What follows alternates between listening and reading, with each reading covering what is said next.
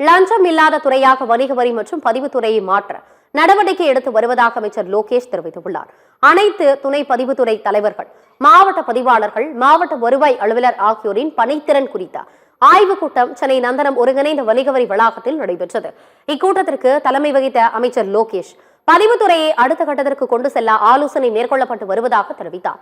August 17ஆம் தேதி முதல் anyway registration என்ற புதிய திட்டம் தொடங்க உள்ளதாக குறிப்பிட்ட அவர், இத்திட்டம் மூலம் பத்திரப்பதிவுக்கு ஆன்லைன் முறையில் இடங்களை பதிவு செய்ய முடியும் எனவும் தெரிவித்தார். இந்த துறையில் லஞ்சம் என்ற வார்த்தை என்பதை உறுதி செய்வதற்கு நாங்கள் கடந்த சில நாட்களாக எடுத்த முயற்சியில் அதிகாரிகள் எங்களுக்கு ஒத்துழைப்பு கொடுக்கிறார்கள் என்று நம்புகிறோம். மக்களும் அந்த மாற்றத்தை உணர்கிறார்கள் என்று நாங்கள் நம்புகிறோம். இன்னும் பணி முடிவடையவில்லை, நிறைய இன்னும் வேலை பாக்கி இருக்கு. மக்கள் ஒரு ரெஜிஸ்டர் ஆபீஸ்குள்ள வந்தா அந்த அவங்க டாக்குமெண்ட் ரெஜிஸ்டர் பண்ணிட்டு வெளியே போற வரைக்கும் எந்தவித இன்னல்களும் இருக்கக்கூடாதுன்னு மாண்புமிகு முதல்வர் அவர்கள் எங்களிடையே தெரிவித்திருக்கிறார்.